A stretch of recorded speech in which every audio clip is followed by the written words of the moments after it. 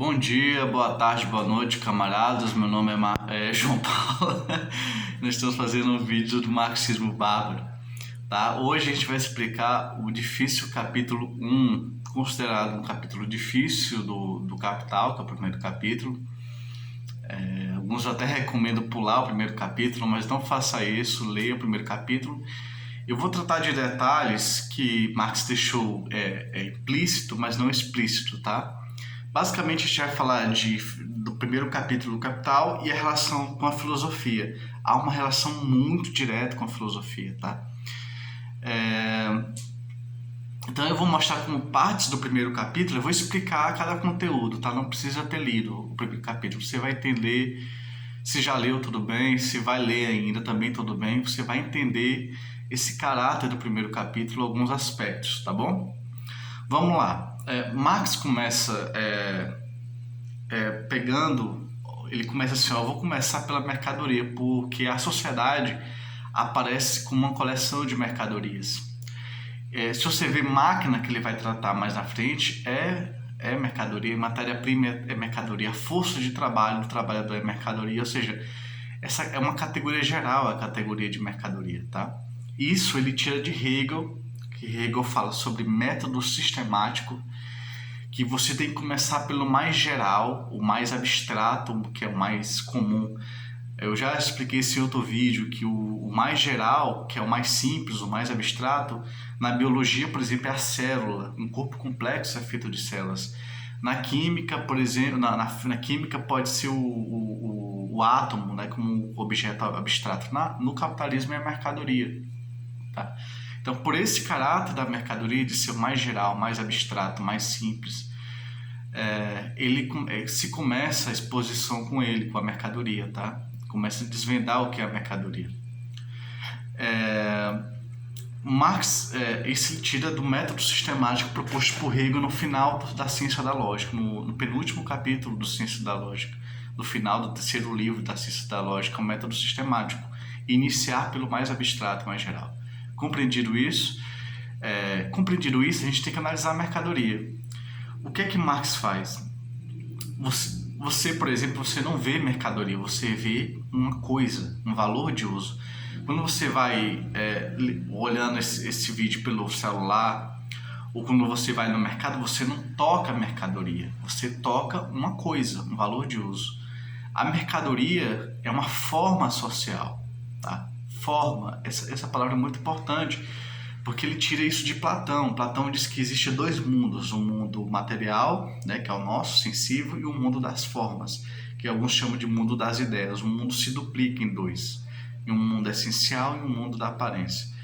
Então, Marx também faz essa duplicação. Existe o valor de uso, a coisa, né, que tem uma utilidade, e existe a sua forma social, que é a mercadoria. Ele tira disso de Platão, tá? E mais, ele faz essa duplicação da coisa, a mercadoria é duplicada em valor de uso e valor, tá? Ela tem um valor de uso e valor, não é exatamente preço, tá? Não é exatamente valor de troca, mas é valor de uso e valor. A gente vai explicar melhor isso, tá bom? Ou seja, essa duplicação é feita também por Heráclito. Heráclito diz que a contradição é produtiva e que tudo tem opostos. Heráclito é um pensador também grego, antigo, tá? Hegel, vocês devem saber, é do século XVIII, final do século XVIII, início do século XIX, e Heráclito é 5.000 anos atrás. Então, assim, Heráclito diz que tudo é feito de opostos em luta, tá? E isso Marx tira de Heráclito, né? E também de Platão, de que tudo é formado de opostos. Só que Platão tem um jeito muito diferente, porque o Platão tem a questão da forma. E a forma, valor, né? que a coisa tem, a coisa fala valor de uso e tem a forma, valor. Então, assim como Platão, Marx duplica a coisa, né? A coisa é duplicada. Entendido isso? Espero que sim. Agora a gente vai para a terceira relação desse capítulo com a filosofia. O que é que Marx faz? Ele pega o valor de uso, a coisa, a mercadoria, vamos dizer, como sempre eu uso aqui o lápis, né? ele faz um seguinte movimento, que ele vai se inspirar em Platão e em Hegel, mas especialmente em Platão não, desculpa, em Kant e em Hegel, mas especialmente em Kant. O que é que Kant disse? Se nós pegarmos uma mercadoria, que vamos usar o lápis, vamos abstrair de suas qualidades, vamos excluir todas as suas qualidades, as suas propriedades. O lápis tem uma cor, vamos tirar a cor do lápis. O lápis tem um peso, vamos tirar o peso do lápis. O lápis tem massa, vamos tirar a massa do lápis. Você vai tirando todas as propriedades que essa mercadoria chamada lápis tem. Você vai arrancando todas as qualidades físicas do lápis. Você vai ter uma coisa que Kant chama de coisa em si. O que é a coisa em si? Existe a coisa, que é aquilo que a gente vê pela experiência, pelo sensível, pelos olhos, pela boca, pelos ouvidos, que é a coisa. Mas existe uma parte da coisa que a gente não tem experiência direta, que a gente não vê diretamente, que é a coisa em si mesmo, a coisa em si. Kant fala dessa coisa em si. Ele diz que a gente não consegue, Kant diz que a gente não consegue conhecer a coisa em si, em ela mesma. A gente só consegue conhecer a coisa para nós. Porque nosso sentido, nossa sensibilidade capta informações da coisa. Mas não quer dizer que seja verdade, tá? Então ele diz, nós só podemos captar a coisa, mas como ela é para nós, mas não como ela é em si. O que é que o Hegel e outros pensadores, sendo bem justo, dizem? Kant está falando um absurdo. Se você tira todas as propriedades de uma coisa, não sobra nada.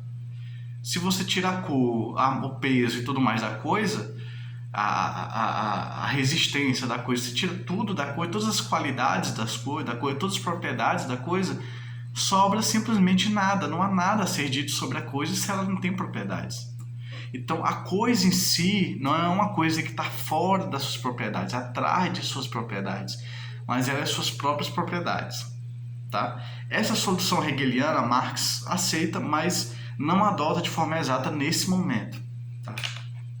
Isso me lembra um debate muito pessoal, mas sobre teoria, mas eu não quero entrar nele aqui, senão eu vou me perder. Então vamos direto ao assunto. O que é que Marx faz? Pega a mercadoria e faz como Kant fez, tira todas as suas qualidades, todas as suas características, todas as suas determinações. Pega a mercadoria, ele vira o quê? Uma gelatina de trabalho, pura gelatina de trabalho, puro trabalho. Com isso ele quer dizer que além do valor de uso de uma mercadoria, além dela ser uma coisa, ela representa uma coisa também, ela tem uma substância dentro dela, que é o trabalho. Um lápis vale, grosso modo, o tanto de trabalho que tem nele. Então, o preço do lápis, vamos dizer assim, o valor do lápis, não é exatamente o preço, vale tanto quanto tanto de trabalho, tanto de esforço foi exigido para ele valer um lápis. Se ele vale R$1, foi R$1 de trabalho exigido para esse lápis, tá? R$1 de tempo de trabalho exigido para esse lápis, de energia de trabalho. Veja bem, Marx refuta a coisa em si de Kant. Kant diz que não é possível descobrir a coisa em si, mas Marx está dizendo, nós temos uma coisa em si nas mercadorias. Qual é a coisa em si? Que se a gente excluir todas as propriedades dela, todas as características dela, ela se torna uma espécie de gelatina de trabalho. Gelatina porque gelatina é transparente, né? É leve, sabe? Essa metáfora é muito boa. Então, ele é feito de trabalho, tem uma substância chamada trabalho. Entendido isso? Feito isso, vamos respirar e ir para a próxima questão. Marx diz que existem três características do valor. O valor, que é essa coisa que a gente está descobrindo.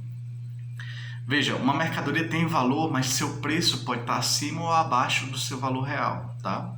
Então vamos considerar aqui que o preço e o valor são iguais, tá bom? São a mesma coisa, tá bom? Então o mesmo, um valor de R$1 se expressa no preço de R$1, tá bom? Vamos lá. O valor tem três características. Ele tem forma, grandeza e substância. A forma do valor, a principal forma do valor é o preço, que é a forma moderna do valor. O valor é um conteúdo que se expressa na forma de preço. O valor tem também uma grandeza. Qual é a grandeza? Ele pode, dependendo, se ele tem mais trabalho, ele tem um valor maior, se ele tem menos trabalho, ele tem um valor menor. Então, tanto de trabalho que tem para fazer um lápis faz com que ele tenha um preço maior ou menor de acordo com o tanto de trabalho que ele tem. Então, ele tem uma grandeza de valor. Ele pode ser maior ou menor de acordo... Esse valor pode ser maior ou menor de acordo com o tanto de trabalho que tem nele. E o valor tem substância. Qual é a substância do valor? É o trabalho, diz Marx. Então, o valor tem 3 características. Tem forma, que a principal é a forma preço. Existem outras formas, tá? Tipo, existe o escambo, por exemplo, que é a forma simples ou a ocasional. Você troca mercadoria por mercadoria. Se uma tribo troca um produto seu por um produto de outra tribo. Então, essa troca não é a forma preço, é a forma simples. Existem várias formas, mas a forma principal é a forma preço. Existe a forma, existe a grandeza, que é o tanto de trabalho que tem nessa mercadoria, e existe a substância, que é o trabalho abstrato, ou seja, o trabalho medido pelo tempo, o puro trabalho, tá? Veja bem, forma, grandeza e substância, Marx tira dos atomistas gregos, 5.000 anos atrás, tá? 5.000 anos eu acho que é muito, 1.500 anos, por aí, 3.000 anos, eu não sei a data exata, mas é antes de Cristo, bem antes de Cristo. Então, assim, os atomistas diziam que o mundo era feito de átomos, e a mercadoria é um átomo, diga-se de passagem, é um átomo da sociedade burguesa. Então, a mercadoria, ou seja, os átomos, o universo é feito de átomos, de acordo com os atomistas gregos, os antigos atomistas, e os átomos, para eles, tinham 3 características e apenas 3 características. Eles tinham forma, então um átomo podia ser quadrado ou redondo, por exemplo, ou triangular, por exemplo. Eles tinham grandeza, ou seja, podia ser maior ou menor, e eles tinham substância. Qual é a substância fica em debate, mas o átomo não é feito de nada, ele é feito de uma substância, sabe? Então um átomo tem forma, ele tem um formato, nesse sentido de formato, forma nem sempre é formato. Quando a gente pensa em forma triangular, circular, mas forma pode ser forma social, o preço é uma forma social, o valor é uma forma social, mercadoria é uma forma social. Forma não precisa ser geométrica, tá? Mas pode ser. Então os átomos têm forma, grandeza e substância. Tem forma triangular, uma forma redonda, tem grandeza, maior ou menor, por exemplo, e tem substância, ou seja, ele é feito de algo. Os átomos são feitos de algo. Isso Marx pegou para explicar o valor, a forma do valor. O valor tem forma, grandeza e substância, tá bom? Com isso a gente pode partir para o último caso da relação do Marx com a filosofia, tá? Eu não vou falar do fetiche, porque o fetiche já foi tratado em um vídeo anterior, 2 vídeos atrás, eu acho, eu tratei especificamente o que é o fetiche. Talvez no final desse vídeo, se der tempo, eu faça um breve debate só para não deixar batido, tá? O último tema, no caso, é a forma do valor. O Hegel, na Ciência da Lógica, no livro 1, no final do livro 1, na penúltima sessão do livro 1, ou é na última sessão, não me lembro exatamente. Eu estudei muito a Ciência da Lógica, tá? Por isso que eu consigo falar assim, mais ou menos desse jeito. Ele fala de uma relações de medida, o Hegel fala. Eu vou dar o exemplo primeiro do Marx para depois abstrair, por exemplo, mais abstrato do Hegel. O que é que o Marx fala? No início do comércio, não começou mercadoria por dinheiro. No comércio, você não trocava mercadoria por dinheiro. O comércio existia, por exemplo, 2 tribos e essas tribos trocavam produtos entre si. Então, por exemplo, uma dava um cacho de banana e outro dava um vaso, por exemplo, em troca do cacho de banana. Enquanto um dava um cacho de banana, o outro dava um vaso na troca. O que é que Marx diz? Esse tipo de troca, que é o escambo, né? Mercadoria por mercadoria, produto por produto, é ocasional, ou seja, acontecia uma vez ou outra. É simples, né? Ela é muito simples e é ocasional, acontecia uma vez ou outra. Tá? Depois, se passou de trocar uma mercadoria por uma mercadoria uma vez ou outra, começou a ter mais trocas entre as tribos, entre os povos. Então essas trocas se desdobravam. Então existe a forma do valor desdobrado, né? Se troca várias mercadorias por várias mercadorias. não tem ainda a mercadoria principal, que é o ouro, ou o dinheiro, a prata, né? O dinheiro em si.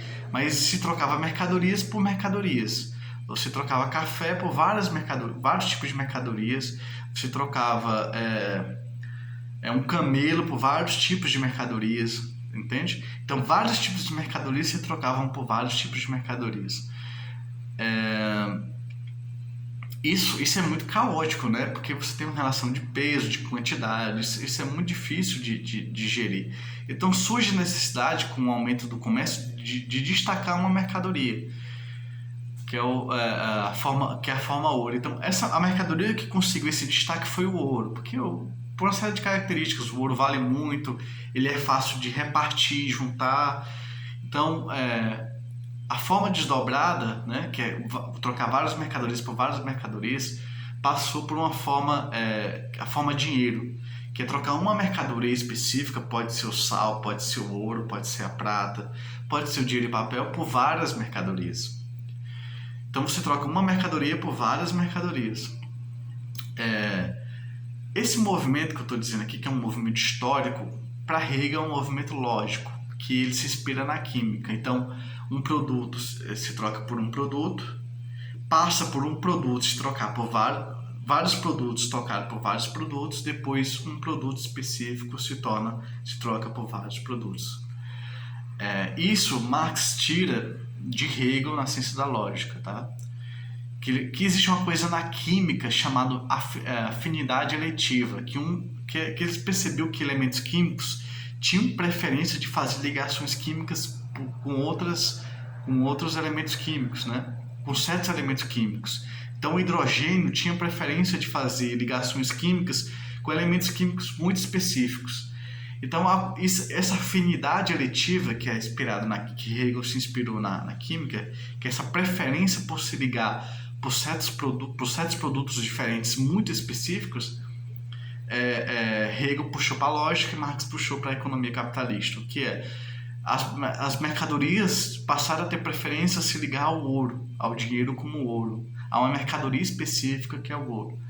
Tá? Por último, só para falar sobre fetiche, existe muita coisa para falar sobre fetiche, mas é basicamente isso.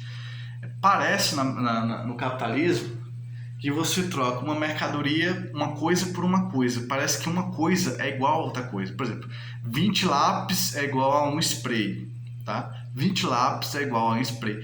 Parece que lápis, uma coisa totalmente diferente do spray, é igual ao spray. Isso é irracional, isso não faz sentido, isso é errado. Então, o que é que está sendo igualado aqui? Se Marx diz que é irracional 20 lápis ser igual a um spray, o que está sendo igualado? O que está sendo igualado é trabalho humano. Parece uma relação de coisas, de igualdade entre coisas. Imagina um sinal de igual aqui, igualando essas duas. O que está sendo igualado não são coisas, mas 20 lápis tem tanto trabalho humano quanto um spray. Então, o fato de 20 trabalhos ter tanto trabalho humano quanto o spray faz com que eles sejam igualados. Parece que as coisas estão sendo igualadas, quando na verdade o que está sendo igualado é o trabalho humano. É uma relação humana que parece como uma relação de igualdade de coisas. O que é uma igualdade humana parece como igualdade de coisas. Então, dito isso, a forma preço não deixa a gente ver a igualdade do trabalho humano, porque o preço de uma mercadoria pode estar acima ou abaixo do seu valor real. Então, por oferta e demanda, o preço pode estar acima ou abaixo do valor que realmente tem na mercadoria. Então, essa forma do preço impede de ver que tanto trabalho que tem em 20 lápis é o tanto trabalho que tem no spray. Então, isso é o fetiche, que parece uma relação social de coisas, tá? Isso acontece porque a gente está separado uns dos outros também, ou seja, a gente só se relaciona através do mercado. Como a gente tem propriedade privada, cada propriedade privada cuida do seu quinhão, né? Cuida do seu canto, as coisas parecem ser igualadas apenas no comércio. Elas são igualadas na produção, porque os dois produtos exigem trabalho humano, mas parece que eles são igualados logo no comércio, tá? E a gente não percebe que faz isso, a gente não percebe. Marx inaugurou a concepção de inconsciente, tá? De inconsciente antes do Freud, em várias passagens do Capital. Marx trabalha com o conceito de inconsciente. E no mercado, quando a gente vai levar a nossa mercadoria para o mercado, a gente está igualando, ou dinheiro mesmo, a gente está igualando o nosso trabalho com o trabalho de outra pessoa. Quando a gente troca dinheiro por mercadoria. Só que a gente não percebe que está igualando o trabalho. É no mercado que a gente iguala esse trabalho, tá? No final das contas. Só que a gente está igualando e não está percebendo. A gente está fazendo, mas não sabe o que está fazendo. Esse que Marx fala de... Ele fala, a frase é famosa, tá? Ele fala assim, eles fazem, mas não sabem que fazem. Eles fazem, mas não o sabem.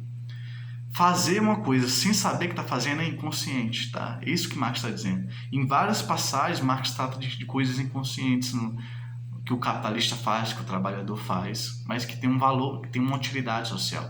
Uma das coisas é essa, a gente parece que está igualando mercadorias, mas no fundo, sem saber, a gente está igualando no mercado os trabalhos. O mercado serve para igualar os trabalhos, no caso, tá bom? É isso, até mais, o vídeo ficou um pouquinho longo, mas eu acho que agora vai ser um pouco assim, vídeos mais profundos, tá bom? E é isso, a gente viu a relação de Platão com... Cara, tem uma coisa que eu deixei de dizer, eu não vou poder deixar de dizer. Essa diferença de valor e valor de uso em Marx, eu faço vídeo assim, não tem jeito. Essa diferença de valor e valor de uso em Marx se é uma duplicação da mercadoria que duplica o livro todo, tá? Então nós temos a diferença entre composição técnica do capital, que se refere ao valor de uso, e a composição orgânica do capital, que é em preço, em valores, que é relacionada ao valor. Nós temos, por exemplo, você pode medir o trabalho do trabalhador na fábrica por salário por peça, que se refere ao valor de uso, ou salário por tempo, que se refere ao valor. Você pode ver uma luta entre o trabalhador, que representa o valor de uso, e a máquina, que representa o valor. Tem várias passagens assim em que Marx duplica o mundo do capital. É algo platônico, entre a forma valor e a matéria valor de uso. Então, por exemplo, um caso que eu gosto muito é esse do trabalho.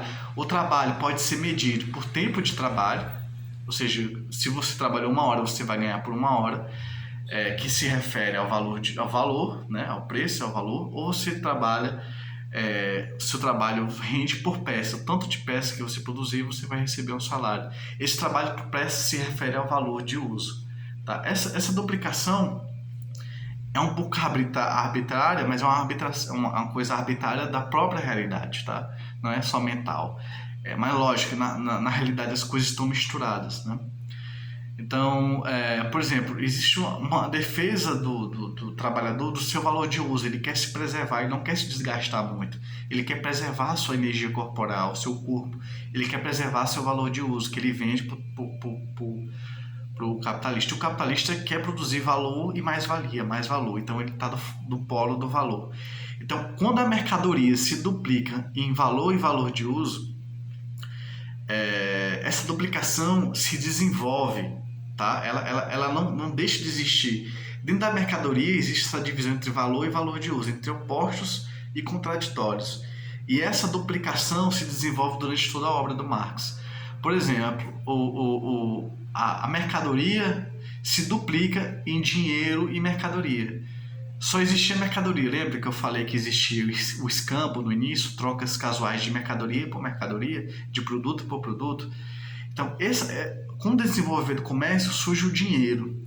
Então, o dinheiro é uma duplicação entre o dinheiro, que representa o valor, e a mercadoria, que representa o valor de uso. Então, o valor passa a dominar o valor de uso. O dinheiro, que era um meio de troca apenas, passa a ser o centro. Ou seja, o valor, que é o dinheiro, representado no dinheiro, passa a dominar o valor de uso, que é a mercadoria. Isso se expressa de várias formas. Por exemplo, para vender mais mercadorias e vender barato, a burguesia é obrigada a tornar os produtos ruins, de baixa qualidade, porque baixa qualidade torna mais barato e vende a mercadoria. Então a mercadoria é feita para quebrar logo, ela não dura muito. Então o domínio do valor sobre o valor de uso faz com que os produtos se tornem frágeis nessa fase do capitalismo, que os produtos sejam falsificados. tá? Nessa fase do capitalismo. Então o valor domina o valor de uso, há uma oposição e uma contradição entre eles, que começa dentro da mercadoria, tá? Em valor e valor de uso. Então a busca por lucro, por mais valor, por dinheiro, faz com que as mercadorias sejam de menor qualidade, tá? Para poder vender mais, para poder vender de novo, para poder vender mais barato. Então há uma contradição entre valor e valor de uso. Ficou claro? É isso e a gente se vê no próximo vídeo, tá bom? Até mais.